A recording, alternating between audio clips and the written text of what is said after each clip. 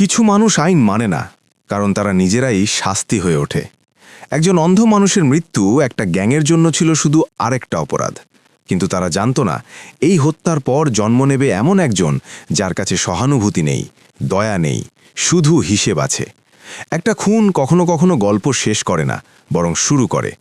এই গল্পে প্রতিশোধ শব্দটা ছোট, এটা পরিকল্পনা, ধৈর্য আর নিখুঁত ধ্বংসের গল্প। ভায়োলেন্স কত প্রকার ও কি তার সব যদি জানতে চাও, তাহলে প্রস্তুতি নিয়ে বসে পড়ো আজকের মুভি মার্কোর এক্সপ্লেনেশন দেখার জন্য। তো চলো আর প্যাচাল না বাড়িয়ে শুরু করা যাক। আজকের মুভি এক্সপ্লেনেশন মুভির শুরুতেই আমরা এমন একটা বক্সিং রিং দেখতে পাই, যেটাকে বক্সিং রিং না বলে জুয়ার আড্ডা বললে হয়তো পারফেক্ট হবে। সেই আড্ডায় অনেক লোক বক্সারদের উপরে প্রচুর বাজি ধরে টাকা উড়াচ্ছিল। দুই বন্ধু ভেক্টর আর ওয়াসিমও এই আড্ডায় বসেছিল ঠিক একই কারণে, কারণ ওয়াসিমও এই ফাইটারদের উপরে অনেক টাকা বাজি রেখেছিল। তার বন্ধু ভেক্টর আবার এসব জুয়া টুয়া খেলা লোক নয়, বরং সেফ বন্ধুর জন্য এখানে এসেছিল।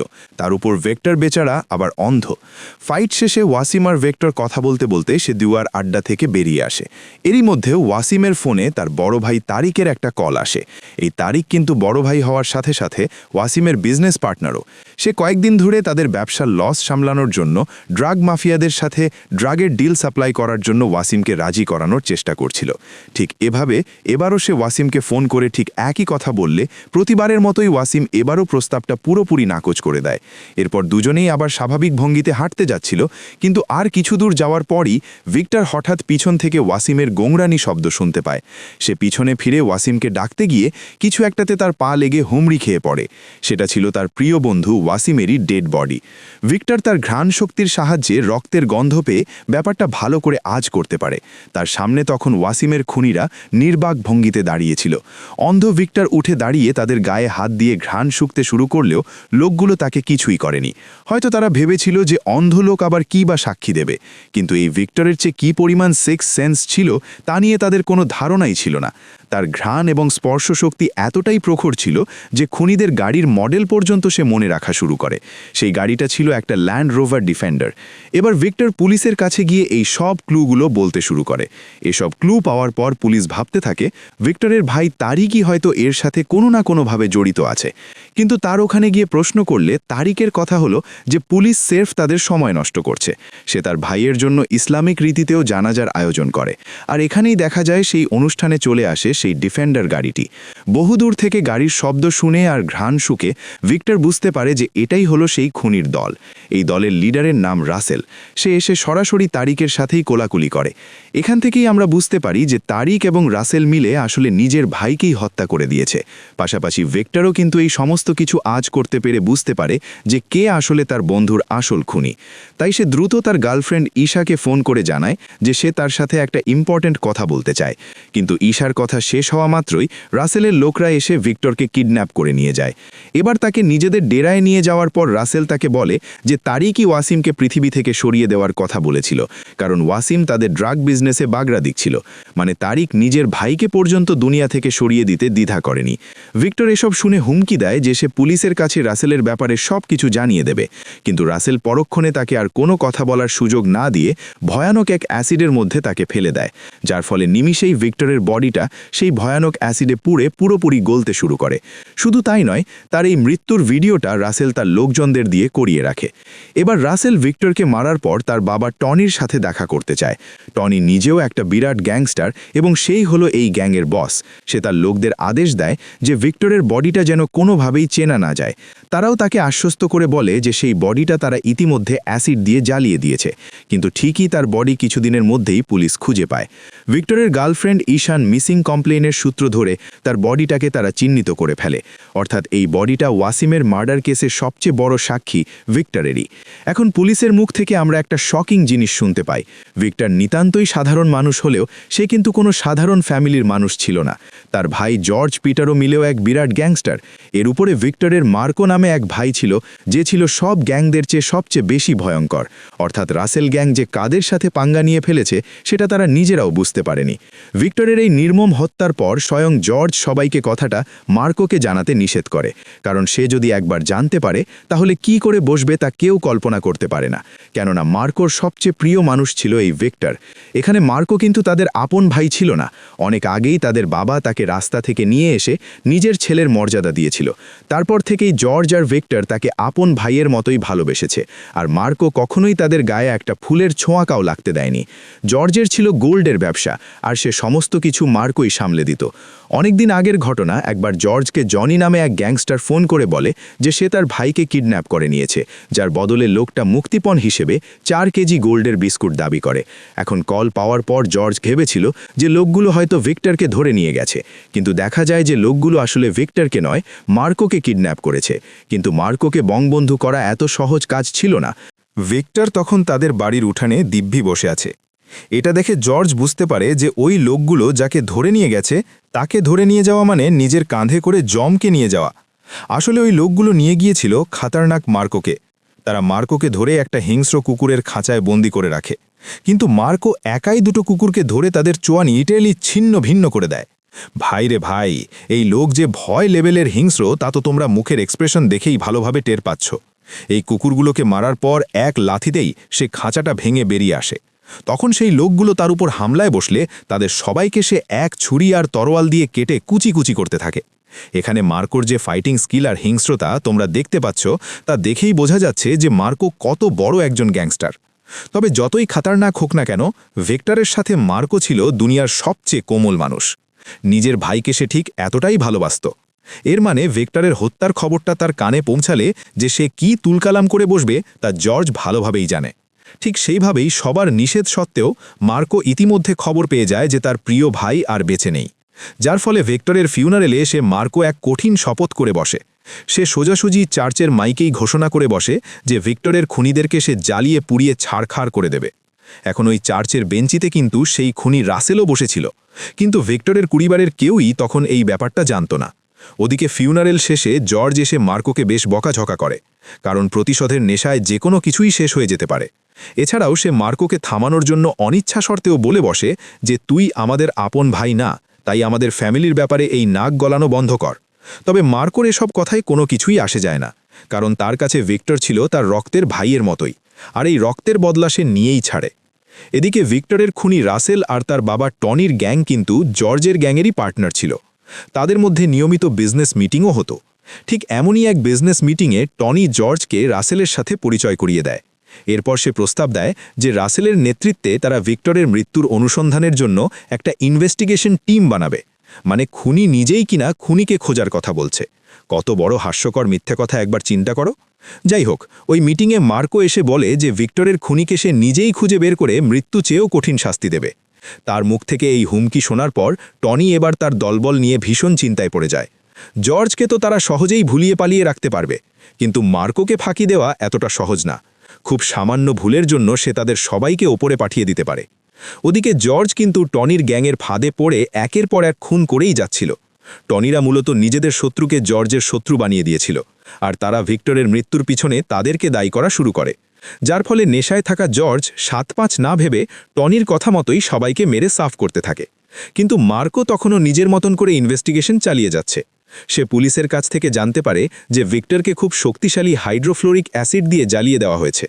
সে আরও জানতে পারে যে ভিক্টরের মৃত্যুর সাথে ওয়াসিমের মৃত্যুর হয়তো কানেকশন আছে। তাই এবার সে ওয়াসিমের মৃত্যুর ব্যাপারে প্রথমে খোঁজ নিতে শুরু করে। ওদিকে মার্কোর ভয়ে টনির গ্যাংয়ের পুরো ঘাম ছুটে যাওয়ার মতো অবস্থা। তাদের মধ্যে তারিক আবার একটু বেশি ভীত ছিল। টনি তাকে হুমকি দেয় যে যদি সে ভুলেও মার্কোর সামনে কিছু বলে ফেলে তাহলে সোজা জাহান্নামে পাঠিয়ে দেওয়া হবে তাকে। এবার মার্কো কিন্তু এক পর্যায়ে এই তারিককেই জিজ্ঞাসাবাদ করতে আসে, কিন্তু তারিক জানায় যে ভিক্টরকে শেষবারের মতন ওয়াসিমের জানাজায় সে দেখেছিল। তারপরে যা ঘটেছে সে ব্যাপারে সে কিছুই জানে না। তখন মার্কো হঠাৎ তাকে জিজ্ঞেস করে বসে ওয়াসিমের সাথে তার সম্পর্ক কেমন ছিল। এই প্রশ্ন শুনে এবার সে পুরোই ঘাবড়ে যায়। তাহলে মার্কো কি ওয়াসিমের মৃত্যুর সাথে ভিক্টরের মৃত্যুর কানেকশন ধরে ফেলেছে? তারিক ভয়ে ভয়ে উত্তর দেয় ওয়াসিম তার প্রাণের চেয়েও প্রিয় ভাই ছিল, কিন্তু সেই যে আসলে ওয়াসিমকে হত্যা করেছে তা তো তোমরা ইতিমধ্যে জেনেই গেছো। এখন মার্কো সেটা না জানলেও তারিককে সে বলে যে ওয়াসিমের মৃত্যুর সাথে ভিক্টরের মৃত্যুর সম্পর্ক অবশ্যই আছে, আর সে ওই খুনিকে খুব জলদি ওপরে পাঠানোর ব্যবস্থা করবে।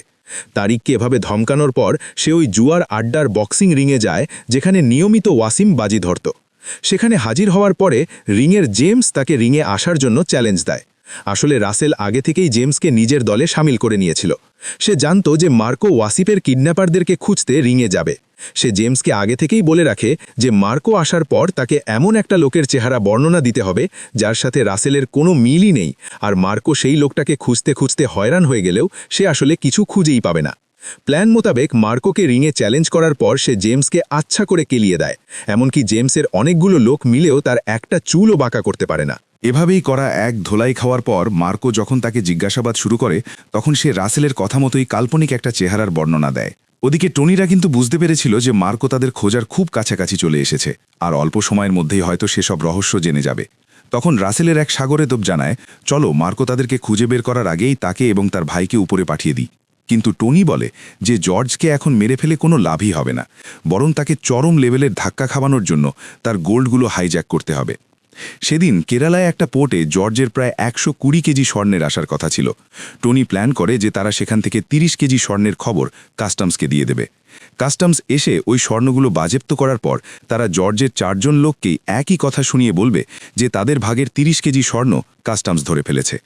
তখন সেই 4 জনই ভাববে যে বাজেপ্ত হওয়া 30 কেজি স্বর্ণই তাদের নিজেদের ভাগের, আর এই ফাঁকে থাকা বাকি 90 কেজি স্বর্ণ লুট করে দেবে টনির দল। মানে জর্জের ব্যবসায় লালবাতি জ্বালানোর জন্য টনি এক কঠিন লেভেলের মাস্টার প্ল্যান করে ফেলে। ঠিক সেই মোতাবেক সফলভাবে তারা প্ল্যান বাস্তবায়ন করে 90 কেজি স্বর্ণ হাতিয়ে নেয়। এদিকে জর্জ যখন জানতে পারে যে তার সব স্বর্ণ গায়েব হয়ে গেছে, তখন সে সব পার্টনারদেরকে মিটিংয়ে ডাকে।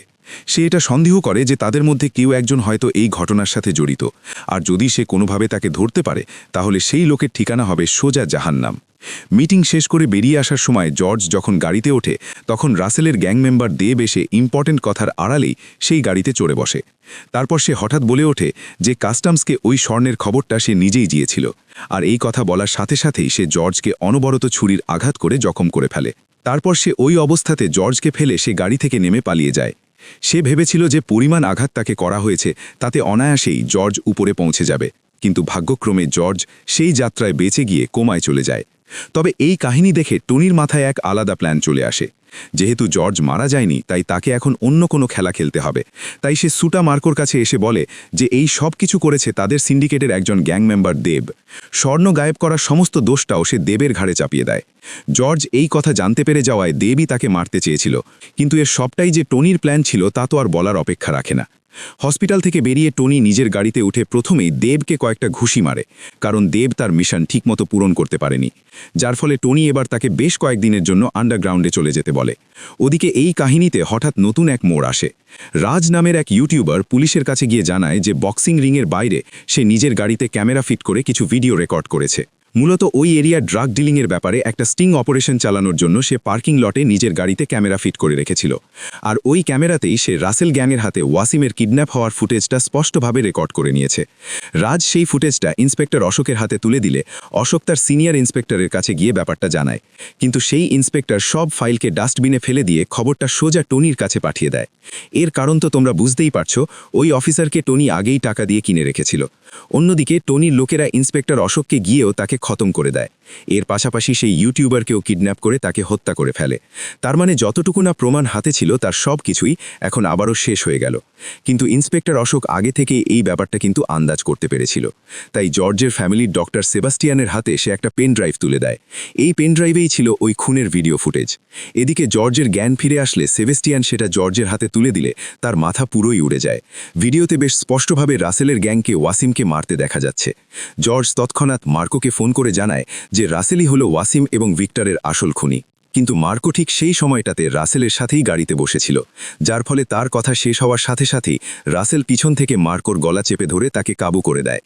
এরপর তারা তাকে একটা জঙ্গলের ভিতরে নিয়ে গিয়ে তার জন্য একটা কবর খুঁড়তে থাকে। রাসেল এসে একটা ছুরি নিয়ে সোজা তার পিঠে ঠুকিয়ে দেয়। কিন্তু তবুও মার্কোর চোখে এক ফোঁটা ভয়ের চিহ্ন ছিল না। তখন রাসেল মার্কোর সামনে তার অ্যাসিস্ট্যান্ট আনোয়ারের একটা হাত চেন স দিয়ে কেচে ফেলে।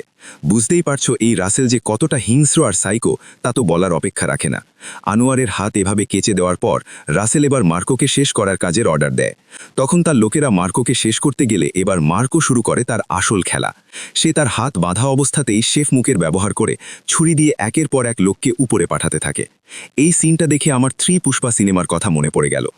এই মার্কো যে হিংস্র, রাসেলের চাইতেও কয়েক গুণ হিংস্র, সেটা রাসেল নিজেও কল্পনা করতে পারেনি।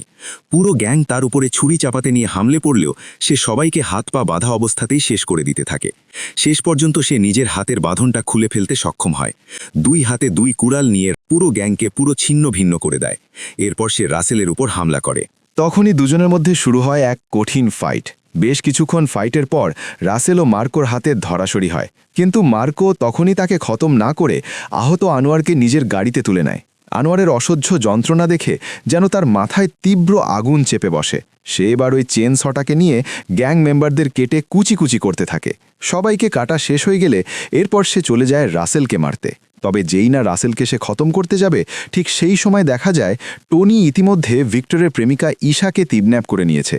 টনি তখন জানায় ঈশা এই মুহূর্তে প্রেগনেন্ট আর তার পেটে রয়েছে ভিক্টরেরই বাচ্চা, যার ফলে মার্কো যদি তার বংশধরকে বাঁচাতে চায় তাহলে সে যেন রাসেলকে ছেড়ে দেয়।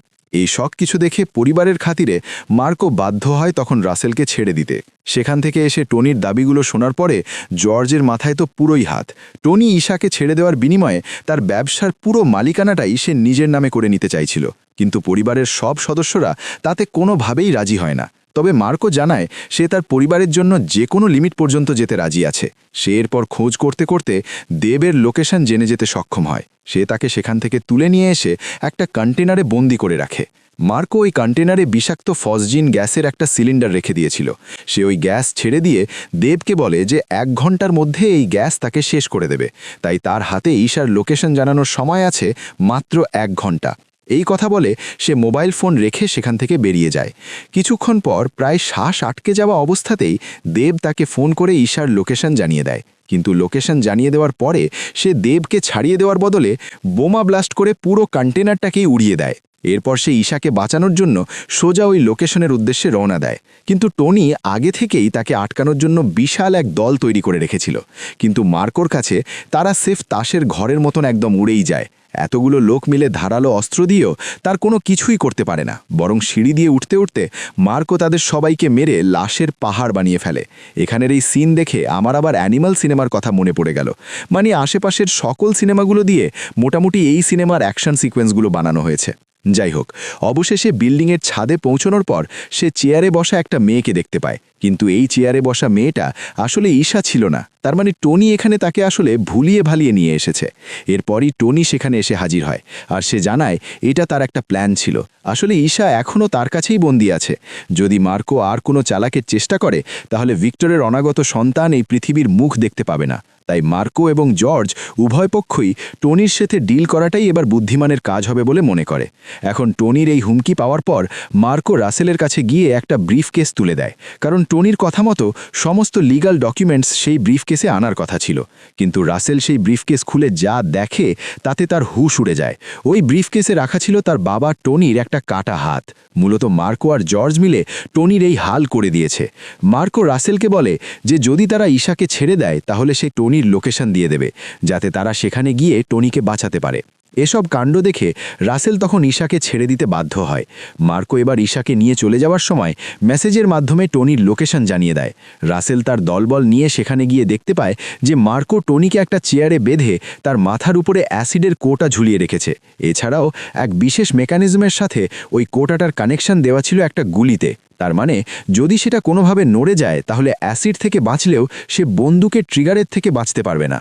তখন খুব সাবধানে ওই মেকানিজমটাকে অফ করে দিয়ে অ্যাসিডের কোটা সরানো সক্ষম হয়। কিন্তু তাদের আরেক লোক হঠাৎ দরজা খুলতে গিয়ে টনির চেয়ারের নিচে থাকা মাইনটা অ্যাক্টিভ করে দেয়। মানে মার্কো সেখানে আগে থেকেই ভয়ানক এক মৃত্যু তুফাত সাজিয়ে রেখেছিল। রাসেল তখন আর কোনো উপায় না দেখে সেখান থেকে সরে যেতে বাধ্য হয়। তারপর তার চোখের সামনেই ভয়ানক এক বিস্ফোরণে টনির শরীর ছিন্ন ভিন্ন হয়ে যায়। চোখের সামনে নিজের বাবার এমন মৃত্যু দেখে সে পুরোই পাগল হয়ে পড়ে। ওদিকে মার্কো ঈশাকে জর্জের কাছে নিয়ে যাওয়ার পর জর্জ মার্ককে তার প্রেমিকা মারিয়ার সাথে ঈশাকে সেফ জায়গায় সরিয়ে নিতে বলে, কিন্তু সে জর্জকে কোনোভাবেই একা রেখে যেতে চাইছিল না। তাই তারা সবাই জর্জের বাড়িতেই থেকে যায়।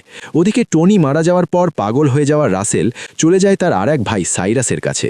এই সাইরাস কিন্তু টনি কিংবা মার্কোর চাইতো শতগুণ খাতারনাক এক গ্যাংস্টার। মানুষের শরীর কেটে কুচি কুচি করাই যেন তার প্রতিদিনকার নেশা। এর জন্য সবাই তাকে কচাই বলে ডাকত। রাসেলের কাছ থেকে টনির মৃত্যু খবর শোনার পর সাইরাস মার্কোর পুরো পরিবারকেই খতম করার শপথ নেয়। সেদিন গভীর রাতে হঠাৎ ঈশার প্রেগন্যান্সি পেন ওঠে। এই অবস্থাতে বাইরে নিয়ে যাওয়াটা রিস্কি হবে বিধায় জর্জ সমস্ত কাজই ঘরে সেরে ফেলার সিদ্ধান্ত নেয়। এর জন্য সে বাইরে থেকে নার্সকেও ডেকে আনে। তবে কিছুক্ষণ পরে যে তাদের সাথে কি ঘটতে চলছে সেই ব্যাপারে কারো কোনো ধারণা ছিল না। সাইরাস তার লোকদের নিয়ে এসে প্রথমে পুরো ঘরের ইলেকট্রিক লাইট অফ করে দেয়। জর্জ তখন মার্কোকে ফ্যামিলির সবাইকে নিরাপদ জায়গায় সরিয়ে রাখার নির্দেশ দেয়। সে তার কথা মতো সবাইকে ভেতরের একটা রুমে আটকে রাখে। এরপর সে তার প্রেমিকা মারিয়াকেও একটা আলমারির মধ্যে লুকিয়ে ফেলে। ওদিকে সাইরাসের লোকরাও ইতিমধ্যে ঘরে ঢুকে পড়েছিল। জর্জ অন্ধকারের সুযোগ নিয়ে একের পর এক ছুরি আর পিস্তল দিয়ে তাদের সবাইকে খতম করতে থাকে। এভাবে সে বেশ কয়েকজনকে উপরে পাঠিয়ে দিলেও শেষে সাইরাস নিজেই গ্রেনেড মেরে তাদের ঘরের দরজা উড়িয়ে দেয়। এবার সে তার ফুল ফোর্স নিয়ে জর্জের ঘরের মধ্যে ঝুঁকে পড়ে। মার্কো তাদেরকে আটকাতে গেলেও তাদের মধ্যে একজন তাকে মেরে জিম্মি করে নেয়। এদিকে সাইরাসও জর্জকে ছুরি দিয়ে আঘাত করে জখম করে ফেলে। এতগুলো লোকের সাথে একা দুজন লোক কি করে বা পেরে উঠবে? ওদিকে মার্কোকে টেনে হেস্টেরে নিয়ে যাওয়ার সময় মারিয়া আলমারির ভিতর থেকে একজনকে গুলি করে দেয়। এই সুযোগে মার্কো তাদের কয়েকজনকে মেরে নিজেকে ছাড়াতে সক্ষম হয়, কিন্তু কসাই সাইরাস এসে তাকে এবার কুপকাত করে দেয়। মার্কো নিজের সর্বশক্তি দিয়েও তার সাথে পেরে ওঠে না। ওদিকে সাইরাসও তাকে মারতে মারতে রক্তাক্ত করে ফেলে, এমনকি সে তার হাতে ছুরিয়ে ঢুকিয়ে মারাত্মকভাবে জখমও করে দেয়। অন্যদিকে রাসেল গাদ দলবল নিয়ে যা করতে থাকে তা তোমরা কল্পনাও করতে পারবে না। সে জর্জের পরিবারের সবাইকে খুবই নির্মমভাবে হত্যা শুরু করে। মার্কোকে ভীষণভাবে মেরে জখম করে দেওয়ার পরে সাইরাসও তার সাথে যোগ দেয়। এরা দুজনে মিলে তারপরে যা করে সেটা যেন হিংস্র পশুকেও হার মানায়। ফ্যামিলির সবাইকে তারা ভীষণ নির্মমভাবে হত্যা শুরু করে, এমনকি মহিলা আর ছোট শিশুরাও তার হাত থেকে রক্ষা পায় না। তার চেয়ে আরও জঘন্যতম ব্যাপার হলো যে সাইরাস লিটারেলি ঈশাকে ওই অবস্থাতে খুন করে তার পেটের বাচ্চাকেও বের করে নেয়। বিশ্বাস করো, এই সিনগুলো যে কী পরিমাণ ডিস্টার্বিং ছিল তা বলে বোঝানো সম্ভব না। শেষ পর্যন্ত তারা মারিয়াকেও মার্কোর সামনে নির্বিচারে হত্যা করে ফেলে। সাইরাস কিন্তু তখনও মার্কোকে শেষ করে দেয়নি, বরং সে তার কাছে এসে বলে, তোকে আমি চাইলে সহজেই মারতে পারতাম, কিন্তু সবার মৃত্যু দেখাচ্ছে যেই যন্ত্রণা তা তোকে মৃত্যু দিয়েও আমি দিতে পারতাম না। এই কথা বলে সাইরাস আর রাসেল তাদের দলবল নিয়ে মার্কোকে ফেলে চলে যায়। যাবার সময় সদ্য ভূমিষ্ঠ হওয়া ভিক্টরের সন্তানকেও তারা সাথে করে নেয়। এভাবে শেষ হতে দেখা ছাড়া মার্কোর আর কিছুই করার থাকে না। কিন্তু এভাবে আহত মার্কোকে জীবিত ফেলে দেওয়াটা যে কতটা মারাত্মক হতে চলেছে সেটা রাসেল আর সাইরাস খুব দ্রুতই টের পেতে চলেছে। মার্কোর ভাই জর্জ মৃত্যুসজ্জায় তাকে সবকিছুর বদলা নিতে বলে সবার শেষে মৃত্যুবরণ করে। ফ্যামিলির সবার এই নির্মম মৃত্যুর পর মার্কো যেন এক মনস্টার হয়ে ওঠে। সে প্রথমে নিজের গেটআপ পুরোপুরি পাল্টে ফেলে। এরপর সে নিজের পোষা কুকুরের সাহায্যে সাইরাসের আস্তানার সন্ধান পেয়ে যায়। তারপর সেখানে যাওয়া মাত্রই সাইরাসের অনেকগুলো লোক এসে তার ওপরে হামলা শুরু করে, কিন্তু এবার মার করার হারানোর কিছুই ছিল না। তাই সাইরাসের লোকেরা তার কাছেই একবারে খড়কুটোর মতন উড়ে যেতে শুরু করে। প্রায় 100 খানেক লোককে সে একাই খতম করে দিয়ে মারাত্মক স্টাইলে সাইরাসের কাঁধে ছুরি ঢুকিয়ে দেয়। ওদিকে রাসেল তার কিছু লোককে হামলার জন্য পাঠালে সে সাইরাসকে মেরে মাটিতে ফেলে দেয়। এরপর সে নিচ থেকে মেশিন গান তুলে নিয়ে সমস্ত লোককে সোজা জোমের বাড়িতে পাঠিয়ে দেয়। এবার সরাসরি রাসেল আর সাইরাসের সাথে তার ফাইট শুরু হয়। রাসেল প্রথমে তাকে একটা হাতুড়ি দিয়ে মারতে সক্ষম হলেও পরক্ষণে তার মোক্ষম জবাব দেয়। দুজনকে একাই কাবু করে দিয়ে শেষে সে রাসেলের বুকে ছুরি ঢুকিয়ে দেয়। ঠিক সেই সময়টাতে তার চোখে নিজের পরিবারের নির্মম মৃত্যুর দৃশ্যগুলো আবার ভেসে ওঠে, যার ফলে সে এবার রাসেলকে একের পর এক আঘাত করতে করতে শেষে মার্কো আরও একটা ভয়ানক কাজ করে বসে। সে লিটারেলি রাসেলের বুক ফালা ফালা করে দিয়ে তার হাতটাকেই বের করে দেয়। উফ, মুভির পুরো সিনের মধ্যে এটা ছিল সবচেয়ে ভয়ঙ্কর আর ডার্ক সিন। রাসেলকে এভাবে মরতে দেখে সাইরাস হঠাৎ ভিক্টরের ছেলেকে তুলে নিয়ে অ্যাসিডে ফেলে দিতে চায়, কিন্তু মার্কো তখন প্রচণ্ড গতিতে তার গলা বরাবর ছুরি চালিয়ে দিয়ে তার মাথাটাকেই কেটে ফেলে, আর এরপর তার বডিটা নিমেষেই অ্যাসিডের মধ্যে পড়ে গলে যায়। ঠিক ভিক্টরের মতো এভাবেই মার্কো তার পরিবারের একমাত্র সন্তানকে বাঁচিয়ে নেওয়ার পাশাপাশি তার ফ্যামিলির হত্যারও চরম প্রতিশোধ আদায় করে নেয়। এখন থেকে তার কাছে একমাত্র অবলম্বন হিসেবে সে বাকি আছে ভিক্টরের সন্তান, যাকে বড় করে তোলার দায়িত্বটা সে নিজের কাঁধে তুলে নেয়। ঠিক এভাবেই বেশ কয়েক বছর পার হয়ে যায়, আর একদিন আমরা দেখতে পাই ভিক্টরের সন্তানকে নিয়ে মার্কো একটা বিচে বসে আছে। তবে ঠিক সেই সময় বেশ কিছু গাড়ি সেই বিচে এসে উপস্থিত হয়, আর পরক্ষণে মার্কো বুঝতে পারে যে তার প্রিয় ভাতিজা সেখান থেকে গায়েব হয়ে গেছে। ঠিক এই সিনের মধ্যে দিয়ে শেষ হয় মার্কো মুভিটি। আর এইখান থেকে আমরা বুঝতে পারি যে মার্কো মুভি এখানেই শেষ নয়, হয়তো এর সেকেন্ড পার্ট খুব দ্রুতই আসতে চলেছে। তো ফাইনালি মার্কো আবারও এক নতুন মিশনে নেমে পড়বে তার ভাতিজাকে উদ্ধার করার জন্য। আর হ্যাঁ, সেকেন্ড পার্ট রিলিজ হওয়ার সাথে সাথে আমিও হাজির হয়ে যাব এই মুভির এক্সপ্লেনেশন নিয়ে। সে পর্যন্ত সবাই ভালো ও সুস্থ থাকো, আর ভিডিওটা ভালো লেগে থাকলে অবশ্যই একটা লাইক ও কমেন্টস করতে ভুলো না।